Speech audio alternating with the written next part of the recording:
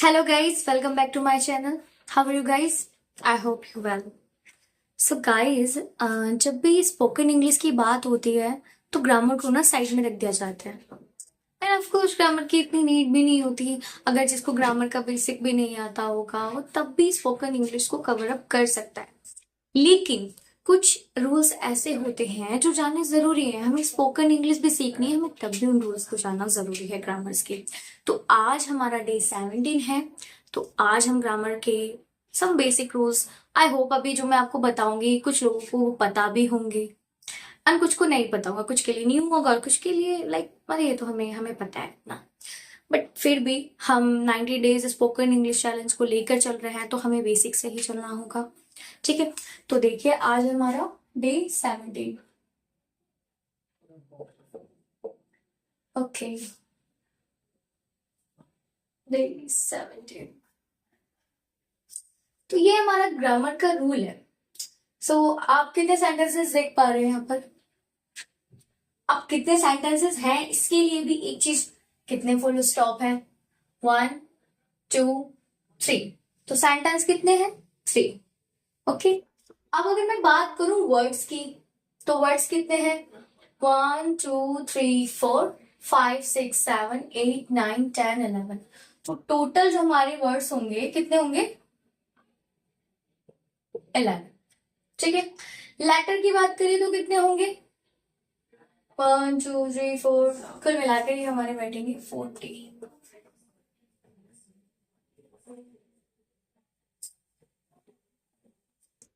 अगर हम लेटर्स की बात करें तो ठीक है। अब देखिए ये हमारे सेंटेंस है, हमने वर्ड्स देख लिए 11 है, लेटर्स की बात करें तो 40 होंगे काउंट करके सेंटेंस। अब देखो जब भी कोई भी सेंटेंस हो स्टार्ट ना उनमें 3 पार्ट्स होते हैं, सब्जेक्ट, वर्ब, ऑब्जेक्टिव पार्ट। ठीक है, अब वर्ब के बाद पहले जो आता है, वर्ब से जो पहले आता है वो हमारा कहलाता है सब्जेक्ट। अब इसमें वर्ब क्या है? इज। तो इससे पहले क्या रहा है? रवि। तो रवि क्या हुआ? हमारा सब्जेक्ट। सब्जेक्ट क्या है? कर्ता। क्या होता है सब्जेक्ट? जिसके बारे में बात हो रही हो। ठीक है, बात किसके बारे में हो रही है? रवि के बारे में। रवि इज माई फ्रेंड, तो इज माई फ्रेंड। ठीक है, अब ये देखो बात भी किसमें हो रही है? इज माई फ्रेंड है, दैट मीन्स प्रेजेंट की बात हो रही है। ठीक है, अगर वो जाता तो वो मेरा फ्रेंड रहा होगा। ठीक है, अब देखो subject, verb and objective part. ठीक है, अब सब्जेक्ट क्या है? सब्जेक्ट हमारा नाउन भी होता है। क्या होता है? नाउन भी होता है गाइस।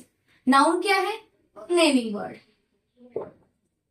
कोई भी नेमिंग वर्ड, या हम कह सकते हैं नाउन इज ओनली नेम, किसी का भी नहीं, किसी स्थान का, किसी पर्सन का या किसी जगह का। यानी कि things, place, noun is the name of things and place. Like यही हमने वो क्या बोलते हैं डेफिनेशन पढ़ी भी है। बट अगर हम शॉर्टली कहें तो noun is a naming word या फिर हम उन्हें कहते हैं नेम। ओके, अब देखो subject, verb and objective part. अब यहाँ पे जो हमारी वर्ब है, वर्ब हमारी इज एम आर, ये होते हैं हमारी एक्सक्लूसिव वर्ब। ठीक है, ठीक है, तो जो हमारी जो नाउन, ये तो आपको पता क्या हो गया कि नाउन जो है वो नेमिंग वर्ड है। ठीक है, अब is, am, are, was, verb, ये हमारी वर्ब्स होती हैं। ठीक है, अब देखो आप कहोगे इज, एम, आर, तो ये होती है हमारी exclusive verb.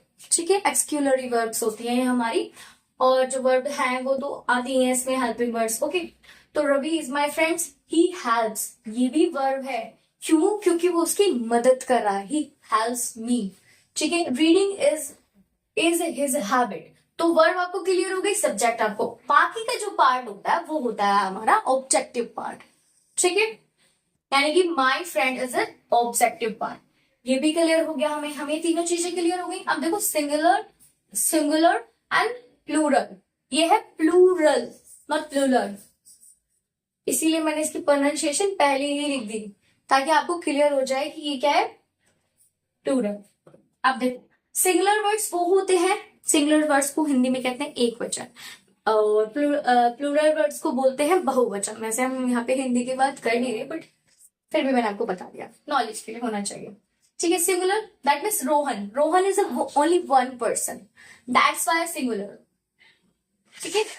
Father, only one father की बात करिए हमने यहाँ पे। अब देखो रोहन, अब यहाँ पे क्या है प्लूरल में, देखो पंकज एंड मोहन, यहाँ 2 पर्सन की बात हो रही है। जहां भी 1 पर्सन देन मोर पर्सन हो, 1 पर्सन से मोर पर्सन हो, वहां पर क्या आ जाएगा हमारा प्लूरल। ओके। अब देखो पेरेंट्स, पेरेंट्स में फादर एंड मदर दोनों आता है गाइस, ठीक है। दैट्स वाई इसमें क्या है, ये प्लूरल है। अब देखो पेन, पेन्स, ठीक है। अब देखो मैन एंड मैन, ये मैन है और ये है मैन, ठीक है। वुमेन एंड वुमेन, वुमेन, एक बार लिख देती हूँ,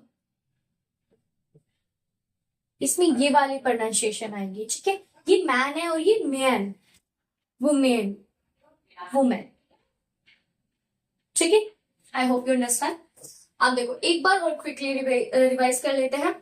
तो हमने यहाँ पे क्या जाना, हमने वर्ड्स जाने, लेटर्स जाने, ठीक है। हमने सेंटेंस जाने कि हम किस तरीके से रिकॉग्नाइज कर सकते हैं कि कितने सेंटेंस हैं। जैसे फुल स्टॉप आ रहा है तो 1 2 3, तो 3 सेंटेंसेस है, subject plus verb plus objective part. हमने इनके बारे में जाना। सब्जेक्ट क्या होता है भाई, कर्ता वो होता है जिसके बारे में बात हो रही होगी। फिर हम इजिली, अगर हमें रिकॉग्नाइज करना हो, उतना भी ना जानना हो, सिंपली अगर ये देखो हम स्पोकन इंग्लिश की बात कर रहे हैं, तो दैट टाइम अगर आपको सिंपली रिकॉग्नाइज करना हो तो वर्ब से पहले जो आएगा वो हमारा सब्जेक्ट कहलाएगा, और वर्ब के बाद जितना भी पार्ट होगा वो होगा हमारा ऑब्जेक्टिव पार्ट।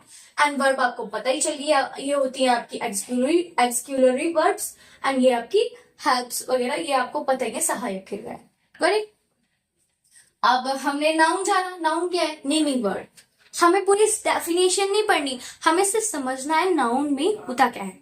नेम किसी भी प्लेस का हो सकता है, थिंग्स का हो सकता है, पर्सन का हो सकता है, तो noun is a naming word. Singular and plural, तो सिंगुलर क्या होता है, जिसमें 1 पर्सन की बात हो रही हो, ठीक है। प्लूरल जिसमें 1 और मोर पर्सन की बात हो रही हो, तो मोर पर्सन यही है। जैसे पंकज एंड मोहन की बात करी, पेरेंट्स में फादर एंड मदर दोनों आते हैं, फादर प्लस मदर दोनों, बोथ की बात हो रही है, दैट्स वाई पेरेंट्स। पैंस, पैंस मतलब बहुत सारे पैन, ठीक है। मैन, ठीक है, man and women, got it. तो ये था हमारा बेसिक से सेंटर, मतलब बेसिक से आपके रूल। अब नेक्स्ट रूल के लिए नेक्स्ट देखते हैं। एंड आई होप किसी को पता भी होगा, किसी को कि बेसिक पता भी नहीं होता, इसलिए मैंने सोचा ग्रामर इतनी जरूरी नहीं है स्पोकन इंग्लिश में, बट इतनी बेसिक ग्रामर बहुत ही ज्यादा मैंडेटरी है। ओके गाइस, सो मिलते हैं नेक्स्ट वीडियो में, बाय।